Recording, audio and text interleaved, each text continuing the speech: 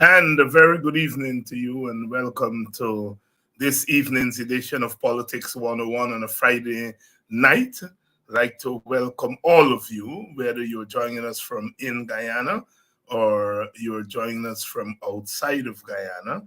It's kind of what we would say here on the east coast of Demerara in Guyana. Kind of cloudy all day today. There wasn't very much rain.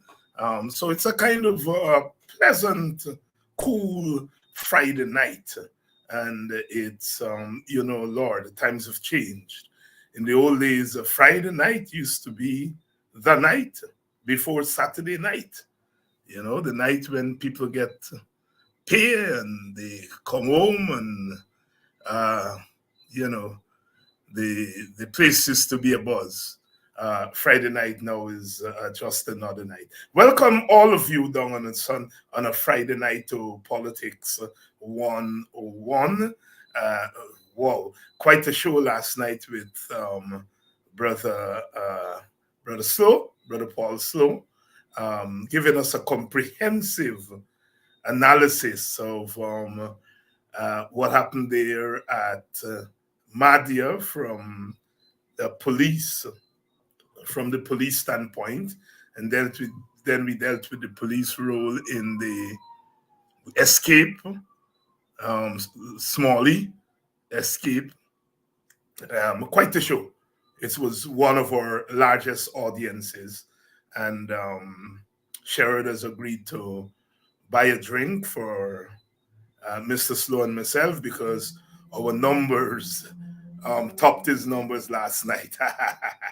We are laughing because we know that Sherrod's numbers are usually the largest numbers. But last night we beat him. Um, and as he would say, you all only beat me because people fast. Oh, it was such a wonderful time last night. Quite a good show. We got a lot of feedback on that show. Last week, Friday, we had the independent show. It's also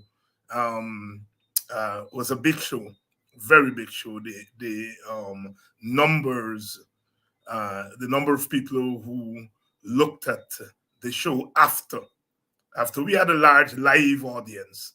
But in terms of those who looked at the show after last week's show with Dr. Nigel Westmus, Apostle Nigel London, and Sister Manza Walton Desir, that show went viral, really went viral, and I promised to bring them back, maybe next week, but if not next week, definitely the other week. Next week, we will be down to the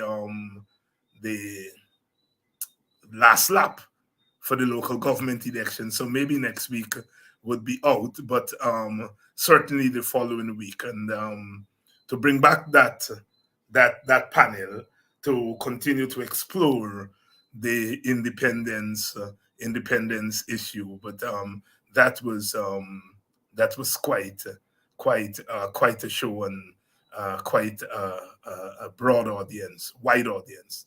Good evening, and I'd like to say thanks to all of you. A couple of you did make contributions to Politics 101, and in all the hustle and bustle, I sometimes forget to say thanks.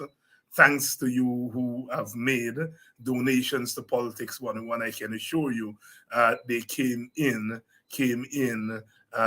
very, very, very, very handy.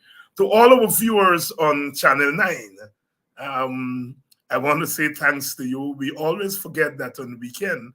I think Friday, Saturday, and Sunday we are on Channel 9. And a lot of our senior citizens depend on Channel 9 to carry the shows. So Channel 9 carries the shows on Friday, Saturday, and Sunday. And I visited a couple of communities, and I passed through Melanie. I think it was yesterday. Yesterday was Thursday. I went to Melanie to run an errand, and a few senior citizens saw me and expressed their thanks for what we do. And I asked them where they got it from, and they all got it from Channel 9.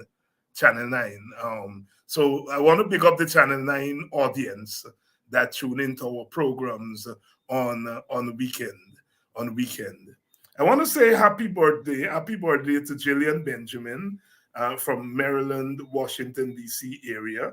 Her birthday was last week, and I was asked um, by her sister. Uh, I was told by her sister it was her birthday, and I should have sent out shouts to her since last week, but we got into the hustle, and I kept forgetting. Jillian is a loyal viewer. I think she's more loyal to the Bostonian morning time, the Guyanese morning time. I think the name has changed. The Guyanese I think she's more loyal to the Guyanese morning time.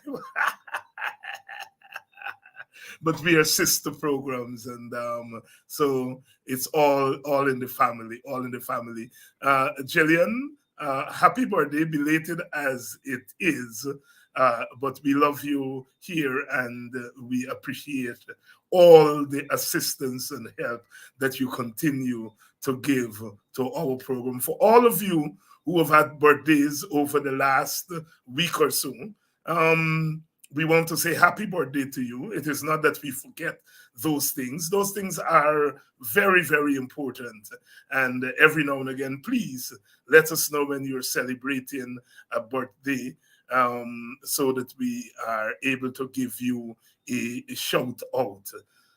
A good evening to all of you. Good evening to all of you who are joining us. I know Friday night is a tough night, a tough night, because it's the night people go out and take up their little tooks and, take up their little walks. Those of us who want to be explicit, to say, go and take your little drink and so on. Friday night is that kind of night. So when people are able to tune in on a Friday night, we say, wow, bingo, because we know you're going beyond the call of duty. And these days, with the smartphone and all of that, you're able to take your TV with you. You're able to take your TV with you. So people can still tune in on a Friday evening. Talking about TV, we are on a channel, we are on our YouTube channels, which have grown considerably.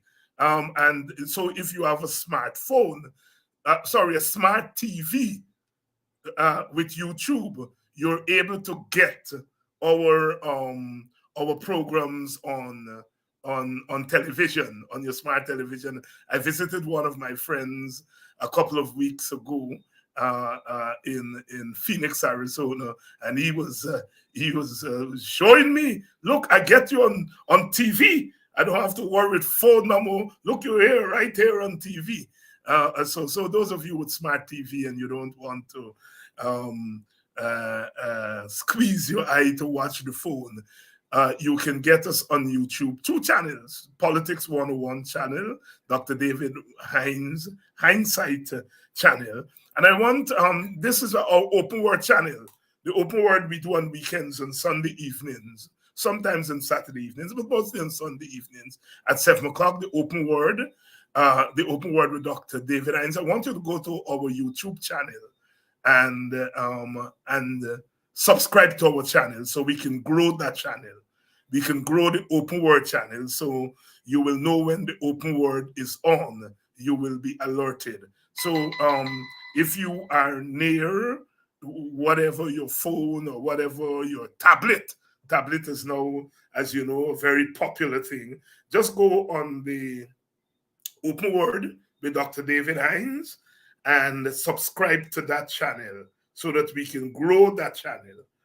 We already have the Politics 101 channel, the Dr. David Hinds'Sight channel, and now the open word channel. We want you to grow. We want us to grow that open word channel. As you know, on open word, we've been dealing with oil with Professor Thomas. We're going to broaden that to include other conversations. But we have been featuring Professor Thomas. I think we have done about 4 editions thus far on oil and gas. And I know a lot of you are appreciating it because We are getting very good viewership on the Politics 101 channel, the Hinds'Sight channel, and on Facebook, Politics 101, Cams TV. But the Open Word channel, we need to grow that Open Word channel. We need to grow it. So please subscribe to that Open Word channel, the Open Word with Dr. David Hinds on YouTube. Subscribe to that channel. Subscribe to that channel so we can grow multiple areas, multiple sources of information. So when one site is down, we have the other. Facebook is down, we're able to get our programs on YouTube. So please subscribe to our Open Word channel. The poster there is on the screen. Again, welcome to everyone on a Friday night tuning in to Politics 101. Tonight we are saying that the opposition and its supporters, that is you and me, the opposition and its supporters, have to get tough. We have to get serious. That's our discussion tonight. And I want to emphasize that tonight. I want to emphasize that tonight because early in the week we did a program that we should press on. And what I did on that program is that I laid out for us to recognize what we are living through in Guyana today. What we are living through in Guyana today. And that is that we are living in serious times. We're living in a country where the ruling party has sucked up all the political space. And so one is answering the question, why is it the PPP is behaving the way it's behaving? Why is it doing as it likes? The other day, yesterday, I think, people's homes were bulldozed on the highway. That's not new. That has been going on. It went on at Linden, it went on at Mocha, it went on at People Stands in Georgetown. So it's not new. It went on at Success. So it's not new. It's not new. But why is the PPP continuing to do that? Why is the PPP behaving the way it is behaving? Governments have always overreached, always, and governments will always overreach. But why this particular overreach on the part of the People's Progressive Party? And we sought to answer that question early in the week by saying this government is behaving the way it's behaving because the customary check on governments are not there. For governments to work, the idea of government is that we create an institution to maintain order among us, because the general feeling is that as human beings, we start with self-preservation. Some people call it selfishness and all of that, but I prefer to use the term self-preservation. That as human beings, we start by trying to preserve self. Whether that self is the individual self or the family or the community, we start with self. And if we were to have a society in which there are no checks and balances, then each individual or each family would do as it pleases. I always say to my students, imagine if you were going home from school in the evening and there were no traffic lights. You'll take hours and hours and hours to get home depending on where you live, because each driver is going to try to get his or her way. And the end product is that none of us will get our way. And so one had to create this whole notion of the government in order to maintain order among us. I think one European philosopher say mankind in its natural state, his life would be short, nasty, and brutish. And so you have to create this Levitian, this government. So the idea of government is really to maintain order in society.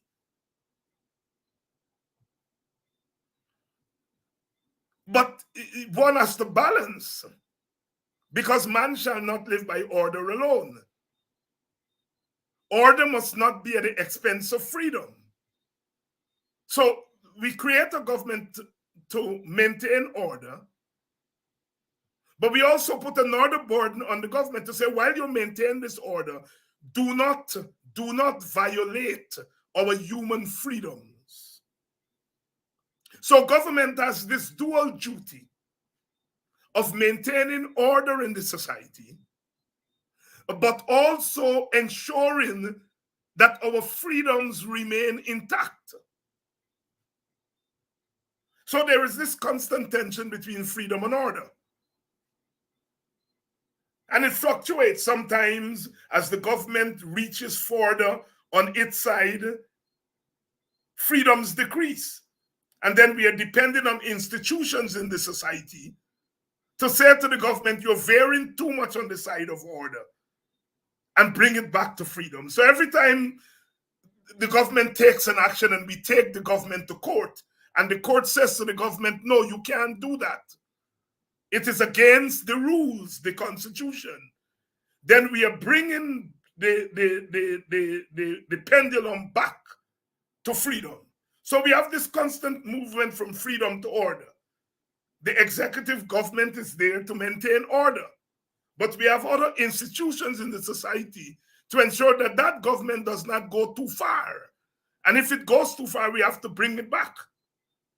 Of course, the optimum would be right in the middle. 50% order, 50% freedom.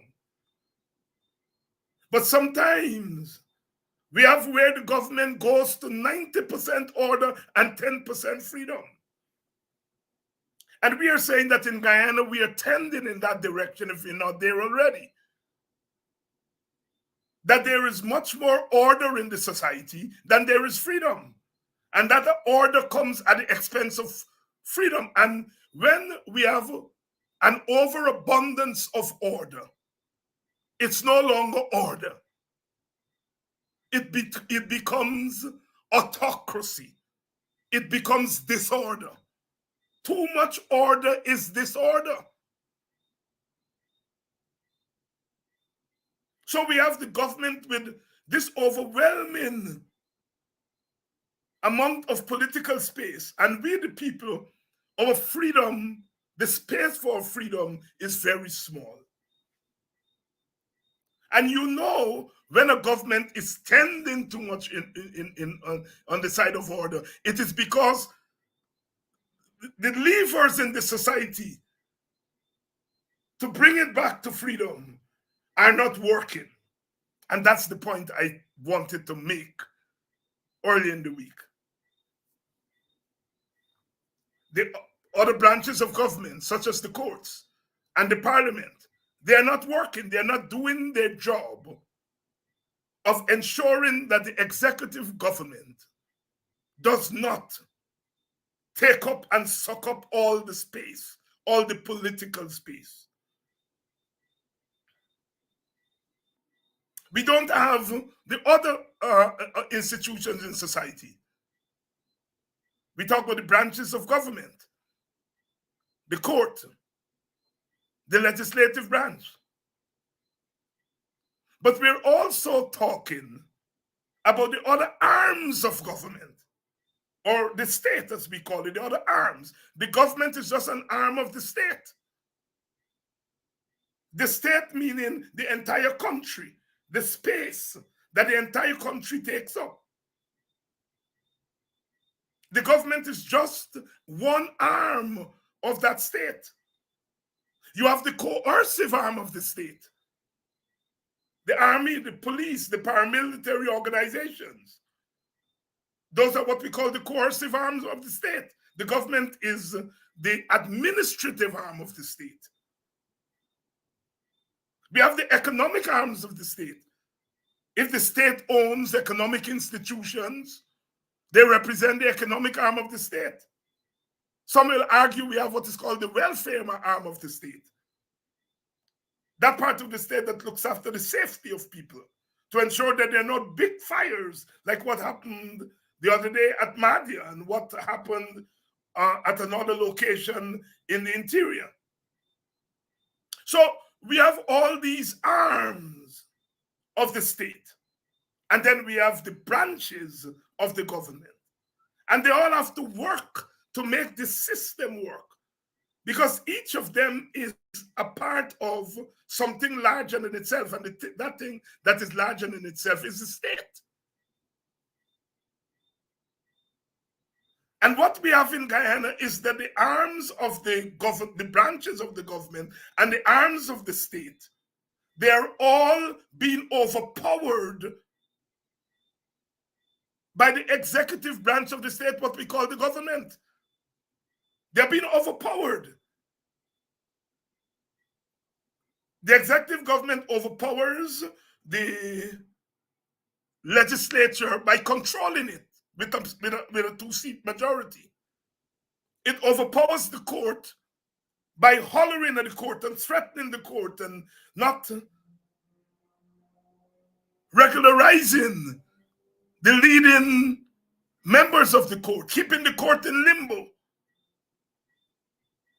threatening the court. You're into murky waters. It is undermining the court. It is undermining the coercive arm of the state. It is using the coercive arm of the state by manipulating it to get that coercive arm to use against its political opponents. That is why that was the excitement when Ogunse and the WPA challenged the coercive arm of the state directly. The government get jumpy because they knew that what the WPA was doing,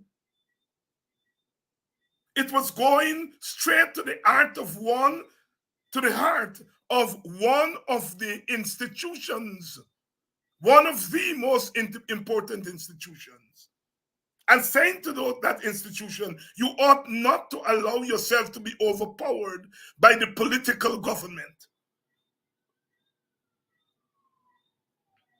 So we have this government that is manipulating the formal organs of control in the society. All of them.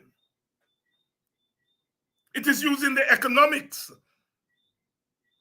of government and state. That is the money in the treasury, which it is charged to spend. The parliament disburses the money, and the parliament they control. So you can say the PPP is disbursing the money because they control the parliament. And then the political government spends the money. So here's the PPP disbursing money and spending money. And the money is supposed to be spent on the people, not on the PPP supporters. That is unconstitutional for a government to be spending money on its supporters. It ought to be spending money on the country. And the country has institutions, educational institutions, health institutions, safety institutions, infrastructure institutions. The money ought to be spent through those institutions, what the economists call due diligence.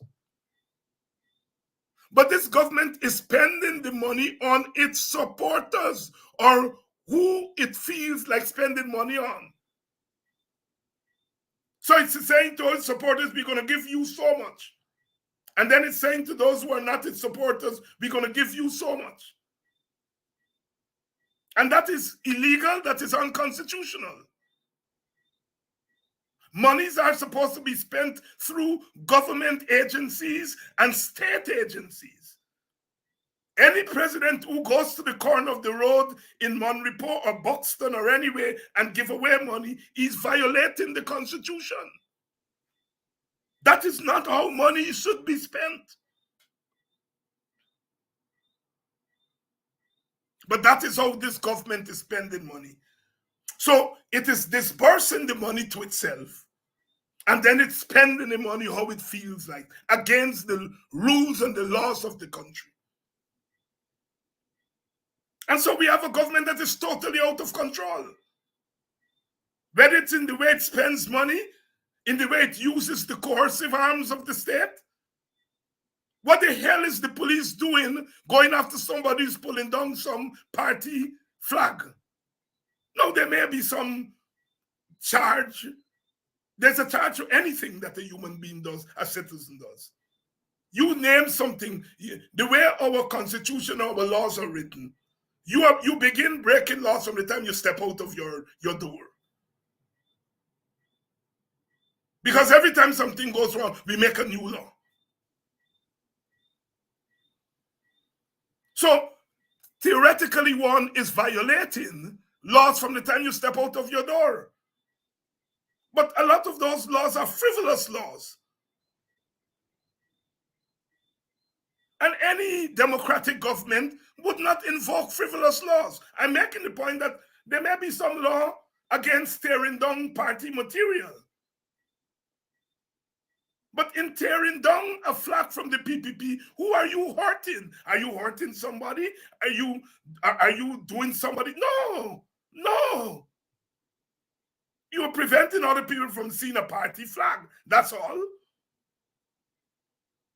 You know, in 1983, I was leading a march in Buxton against hunger. School children came out from schools. They joined the march. And they were going into other schools and urging school children to come out and join the march.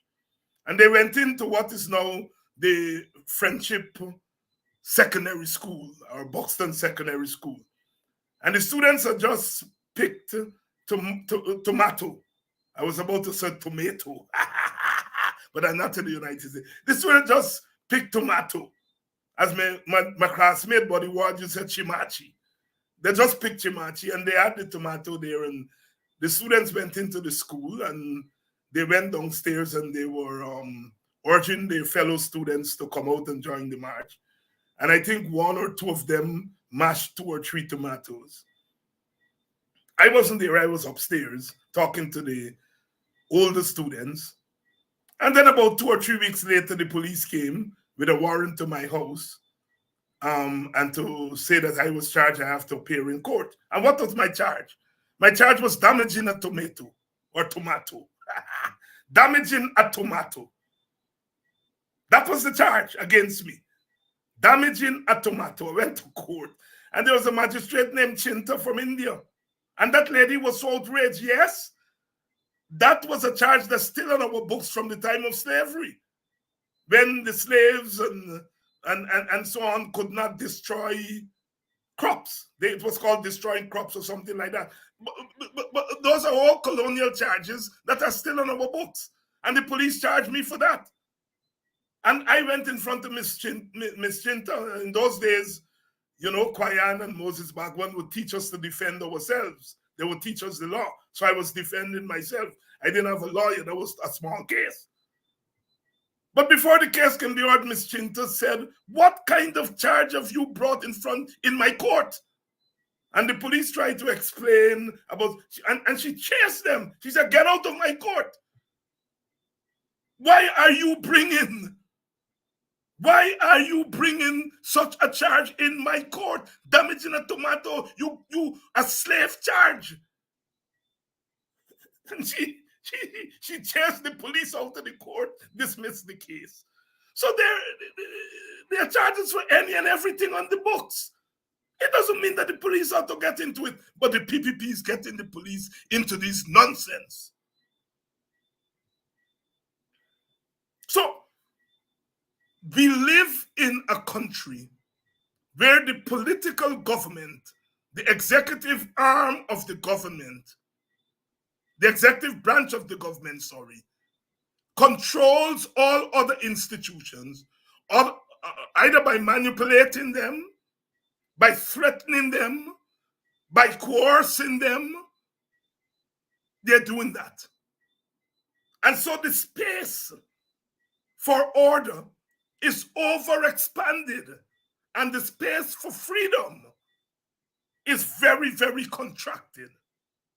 That is not a normal society. And so what I sought to ask, why is this so? And I have located the origins of this over-politicized state in the 2020 election. And my argument is that the 2020 elections were not elections. They were not even selections, as we used to call them in the old days. The 2020 elections were really a medium for the reorganization of the state and the society, the state, the government, and the society. That oil had come to Guyana. And the geopolitical forces, which means the external forces who have an interest in that oil, the internal forces who have an interest in that oil and the wealth that comes from it,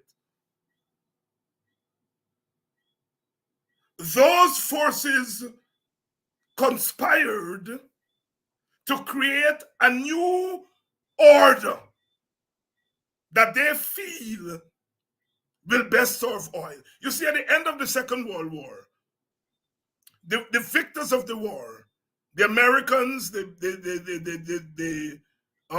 British, the French, the Russians, they were the Soviets then, they got together in New Hampshire, Bretton Woods. And what they did there is that they created a new world order. They said, look, we've been fighting among ourselves. We fought 2 world wars and we have to stop. And the reason we've been fighting these world wars is that we've been fighting over the wealth of the world. So they created a new world order, and they created institutions like the IMF and the World Bank and the World Trade Organization. They created these institutions to regulate the world, a new world order. And what happened in 2020 is that global, regional, hemispheric, and local forces decided to use the 2020 election to create a new Guyanese political order. That I am arguing that the 2020 elections were not mere elections.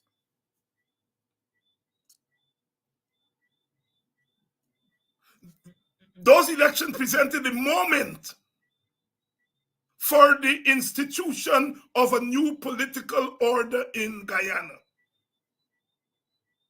And as a part of that new political order was the installation of a government bereft of checks and balances. And the one requirement of that government was that it would be loyal to those who were instrumental in installing it in power. The PPP, therefore, is the beneficiary of a regime change that put in place a new Guyanese political and economic order.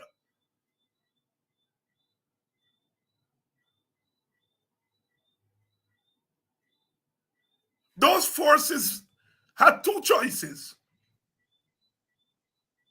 the PPP or the PNC/APNU, because those are our 2 political Levitians.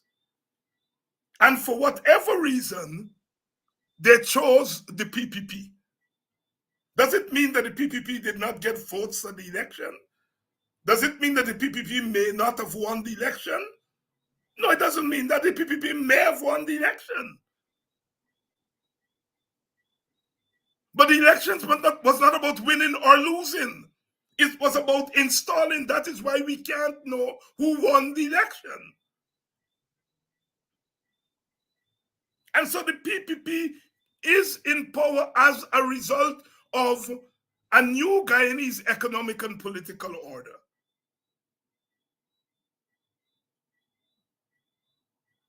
That used the election to impose that order.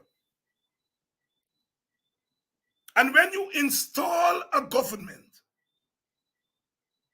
you have to remove the usual checks from that government because it's an exchange.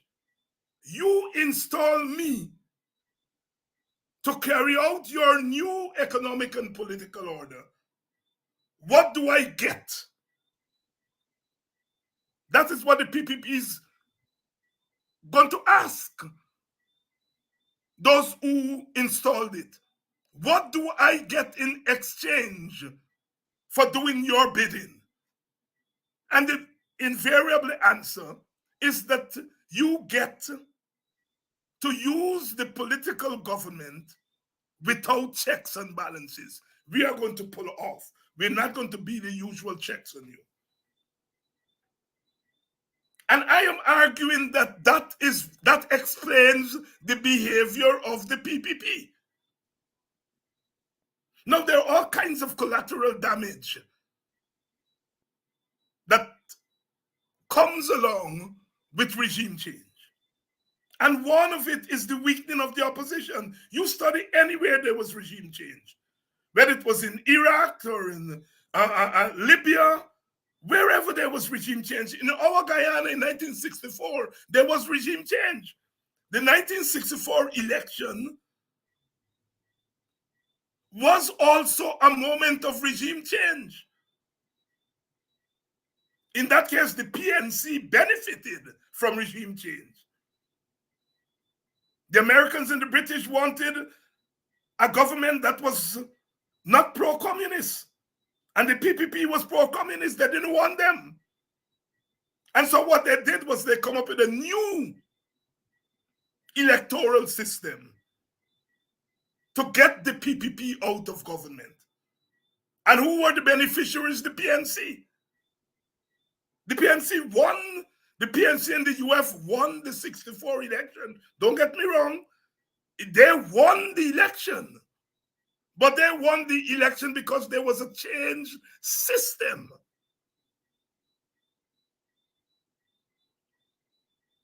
But it was regime change. And it took 3 decades. The world had to change. The Cold War had to come to an end before we were able to get rid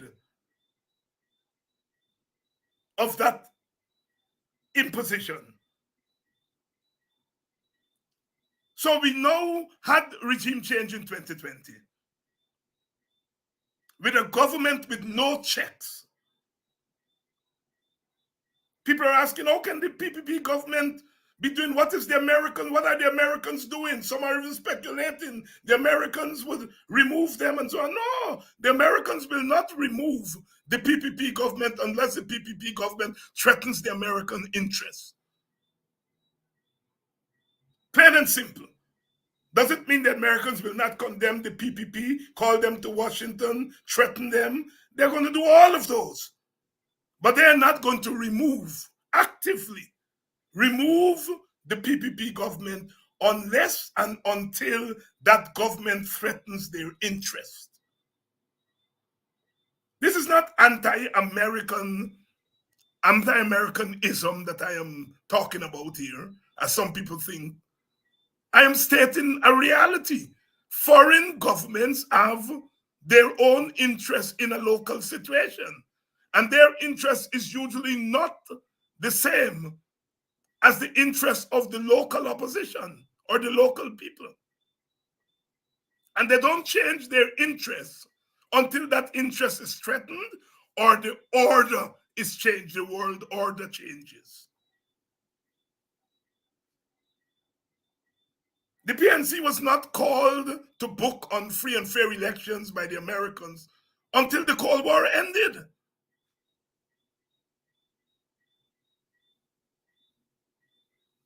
When a new world order came into being. So, when you have a government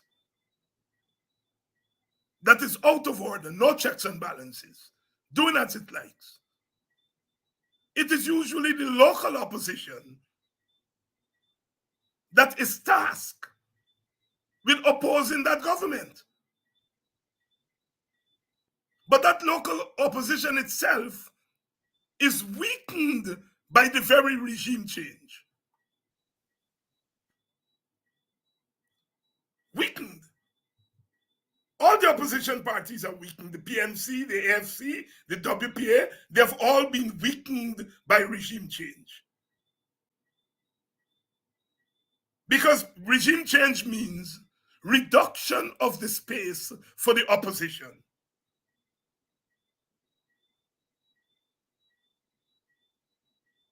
But it is that very weakened opposition that has to lead the struggle for the restoration of normalcy in the country. So you have this dilemma, a weakened opposition, but that very weakened opposition is tasked with pushing the doors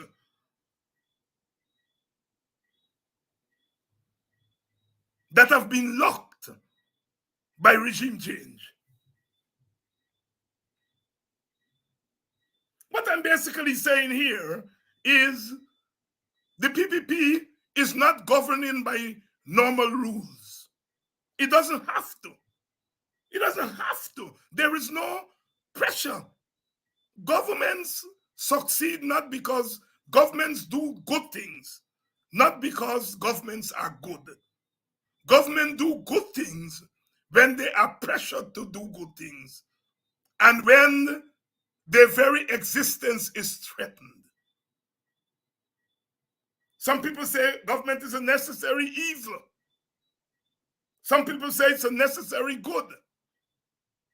Some say it is an unnecessary evil. Some say it is an unnecessary good.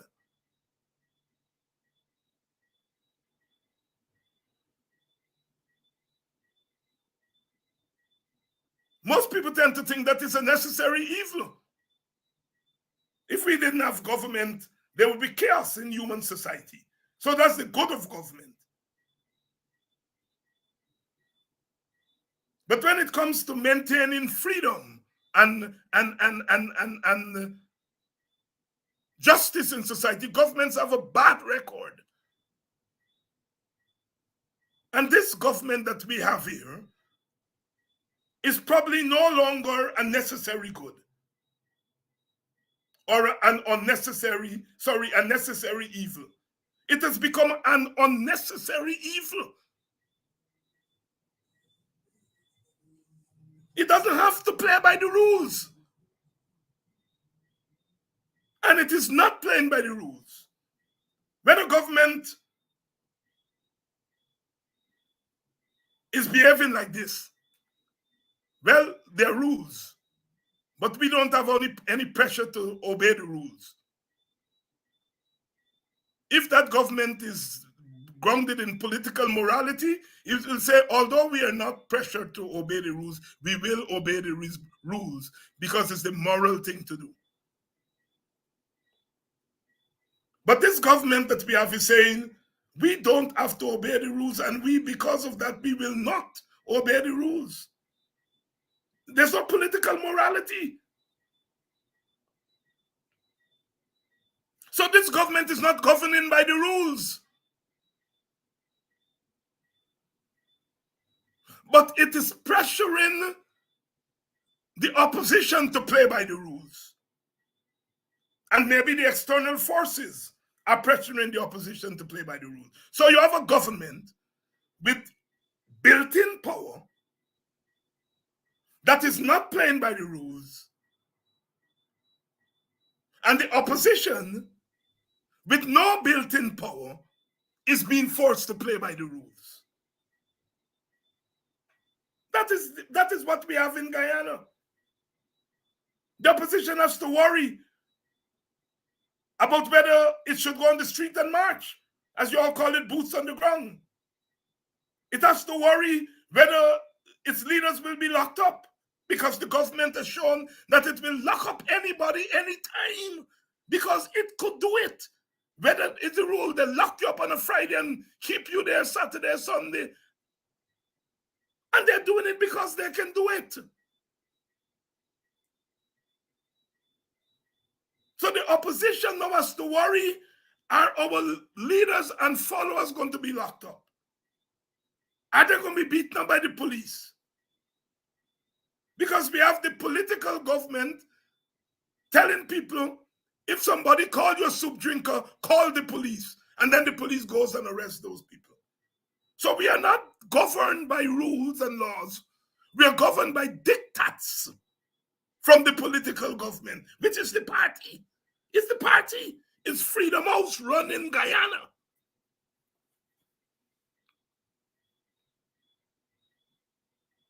So they're forcing the opposition to play by the rules. The opposition has to wonder, when we go there, are they going to put thugs?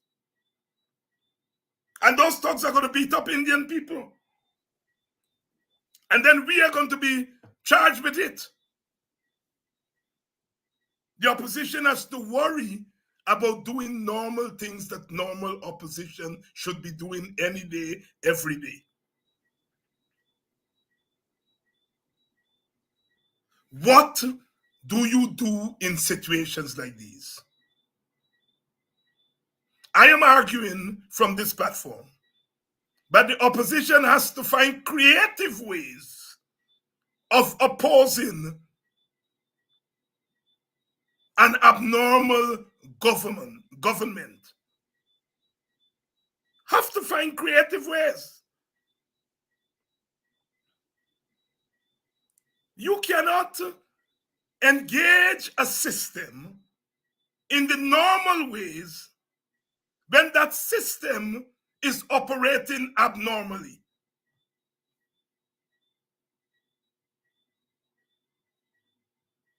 If rain fall and the place start to flood, you got to get sandbag and to keep out that water, because in a normal day, rain will fall and the water won't come in. But when you have a great flood, as we had a couple of years ago, you got to find creative ways of keeping the water out. The normal seawall can't keep the water out. The opposition is challenged to find creative ways to oppose the government. And my criticism of the opposition, I am sympathetic to them because, as I pointed out tonight and early in the week, they are in a situation not of their own making. There was a new Guyana order that was agreed on before 2020, and the 2020 elections were used to implement that order. The PNC, its government, became a victim of this new world order. So in that sense, I'm sympathetic to the opposition. But I am saying that when confronted with abnormal situation, human beings find creative ways to, first of all, survive, and second, to get rid of that abnormality. And I think where we in the opposition have been found wanting is that we have not been up to the task of coming up with creative ways to do things. I remember, young boy, come from Buxton, and we have a WPA meeting on the mall. And apparently there was something that the police was coming to break up the meeting. And I remember Guyana said to everybody, sit down. And everybody sit down on Merriman's Mall there. And those who were coming to break up the meeting could not do anything, because they were coming to break up a meeting and they expect people to be running. And Guyana tell us, everybody sit down. Oh my God. I must have been 18, 19 or whatever it was there, but I was mesmerized. Because it was a creative way of dealing with a government that was prepared to use power at its disposal. The police or whoever was coming to break that meeting up expected everybody to run. And the fact that we creatively didn't run, we sit down. We broke up the plan. this opposition has to get down to the business of finding creative ways to deal with this abnormality. This will not last. What the friend said, this too shall pass. But it's real. We are in the presence of it. People are dying. People are feeling the squeeze. And we have to find creative ways. The task for the opposition is to find creative ways to push back against a government and a regime that is out of control. The Americans are not going to push it back for us. The Americans' interests are being taken care of. The government is fulfilling its requirement as far as the external forces are concerned. They don't even have to appeal a ruling against their interests by our court. The government is doing that for them.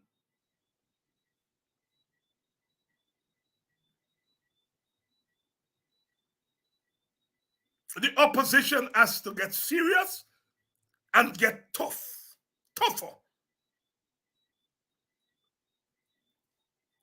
We cannot continue to operate in the illegality. For on the one hand, we are saying the government is not respecting the rule of law. But we are, having said that, we are operating within that context of no respect for the rule of law. In that sense, our actions have the outcome of validating the government's lack of the rule of law.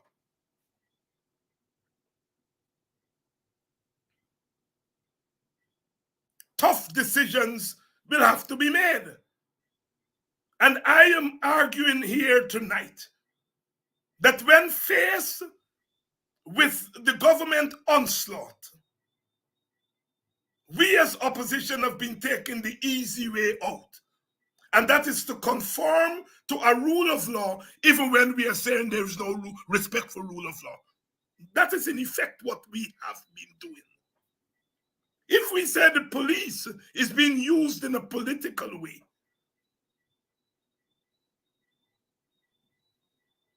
and we are acquiescing to it, then we end up by our action enabling that misuse of the police. I'm going somewhere. I'm going somewhere with this. And I want you all to follow my line of thought. We, the people and the opposition, are faced with abnormal government. A government that is violating all the normal principles of governance. Some call it good government, some call it democratic governance. And we have to decide whether we, by our actions, are going to continue to validate those unconstitutional, illegal, and immoral action by the government.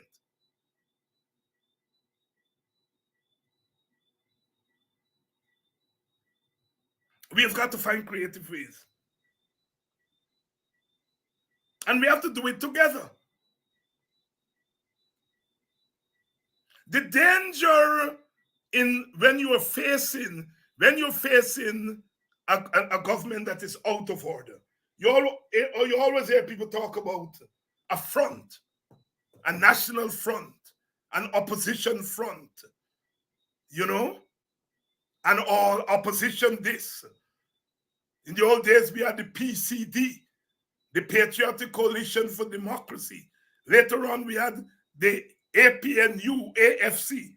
When you're up against an illegal government, When you are up against a government that respects, that does not respect the normal law, you have to bring to bear all your forces. Those who might have disagreed on individual things, we now have to find areas of agreement, and we have to have a common front. And I have to say that this opposition has been found wanting. We have not been able to create a common front against this government. When you have a strong government, you can't afford a weak opposition. And as individual opposition groups and individuals, we are weak. In order to push back against a government with this kind of latitude and power, we need a maximization of opposition strength. It doesn't mean that we stop disagreeing as opposition.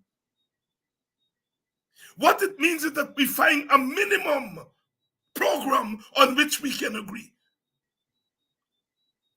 And we all agree that we have a government that is out of control. We all agree that we have a government that is governing based on racial discrimination.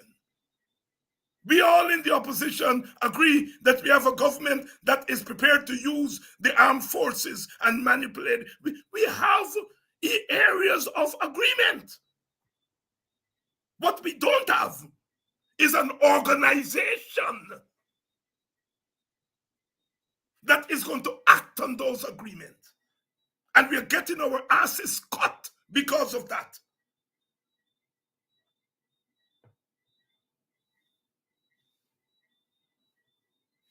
That is my message here tonight. There's standard ways when an opposition back is against the wall. There's standard ways that the opposition must act.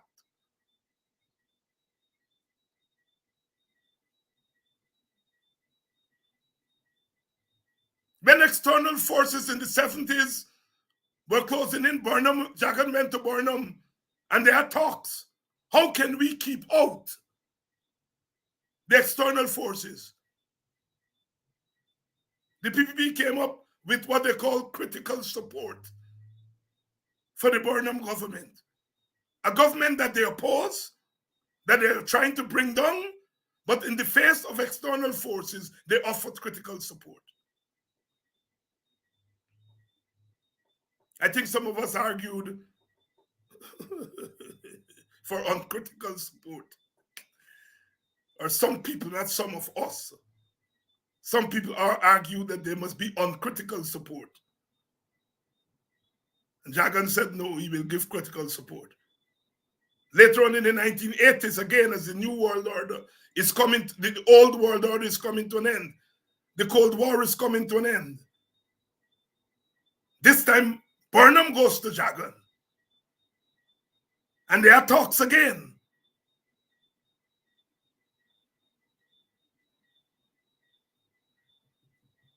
In 1990, the WPA went to the PNC and says, okay, we have to have free elections. We're not going to get a voters list on time. We will have to postpone this election.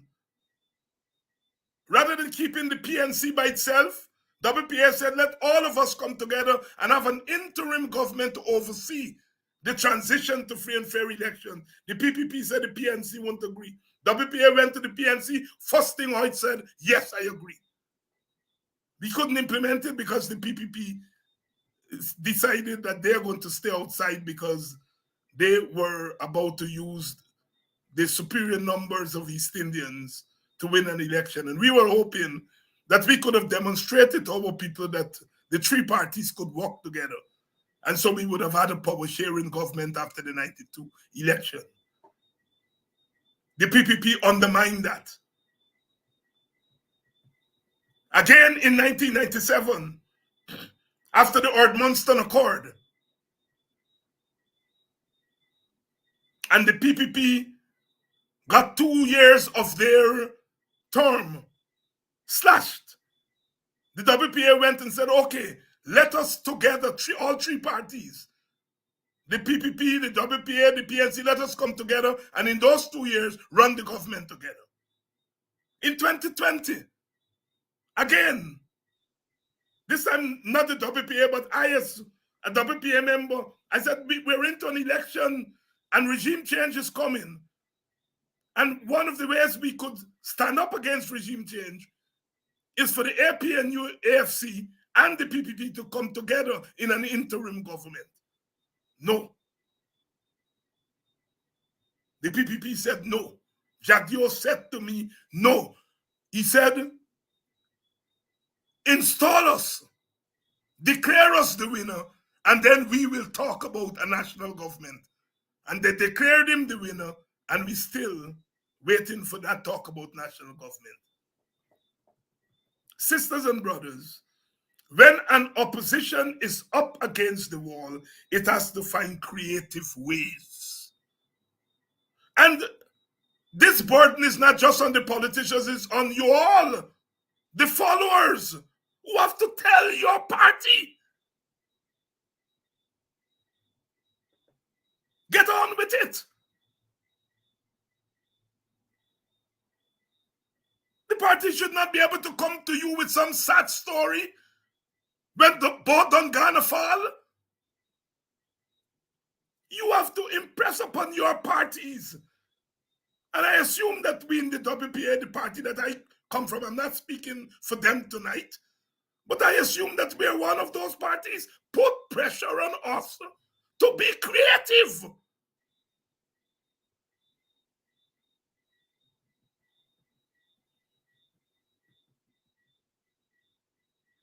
We cannot play by the so-called rules when the government is not playing by the so-called rules. The government is playing by extra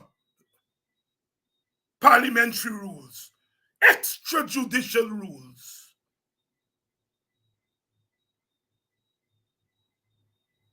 They are creating the landscape. And we have to find creative ways.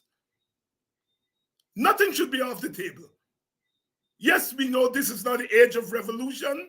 This is not the age where you pick up guns and go in the hills and fight guerrilla warfare. Yes, this is not the age of that. So I can't be a fool to be talking about some guerrilla revolution. I can't be talking about violent overthrow of the government. We're not into that era. That era has either gone or it's gone to sleep. So I can't be talking about that. But I am obviously talking about a certain kind of militancy that at least brings our country back to equilibrium. The government takes nothing off the table. It doesn't take bulldozing people off the table. It doesn't take using the police against the citizenry off the table. It doesn't take bribery off the table. It doesn't take using the police to lock up opponents off the table. The government takes nothing off the table. The PPP leaves everything off the table. And my question here tonight, should the government take certain things off the table? Or should the government should the opposition take certain things off the table? Or should it meet the government at that level? You take nothing off the table, we take nothing off the table. You take something off the table, then we will take something off the table. There are many ways outside of violent overthrow of a government to bring a government, including and install government, to its senses.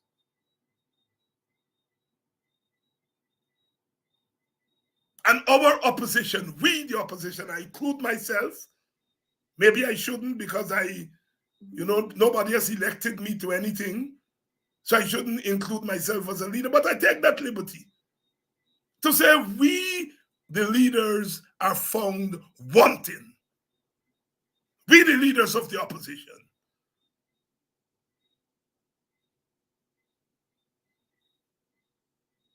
Whether we are PNC, WPA, AFC, independents, we have been found wanting in the way that we have dealt or not dealt with this government. And we've got to get serious. We've got to get tougher. And we've got to get sensible. And if I were to give a grade to us on serious, it would not be a passing grade. On tougher, it would not be a passing grade. On sensible, it would not be a passing grade.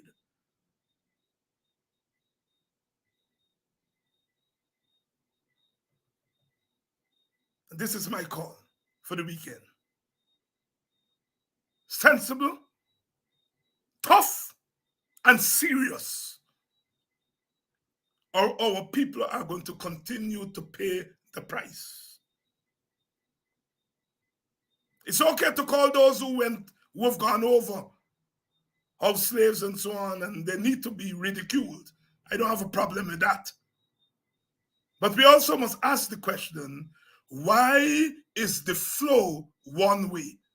Why are people defecting from us to them, and people are not defecting from them to us? We have to answer that question. I don't think the defections are going to be a determining factor, but it is not something that we should ignore. Because it says something about the government and the way it is behaving, but it also says something about us. It's Friday night. I don't want to keep you all longer. We come in peace. We're going to go in peace. On Sunday night, we're going to be talking about oil and you. Professor Thomas with another installment at 7 o'clock on Sunday night. We're going to be talking oil again. And then on Monday, when we come back, we continue our discourses. Ultimately, it's about righting the wrongs. Ultimately, it's about freeing ourselves from the shackles that have resulted from the change that we saw in 2020. An election doesn't last 5 months. And if an election lasts 5 months, it's not because one side make it last 5 months. It's that something about that election was abnormal.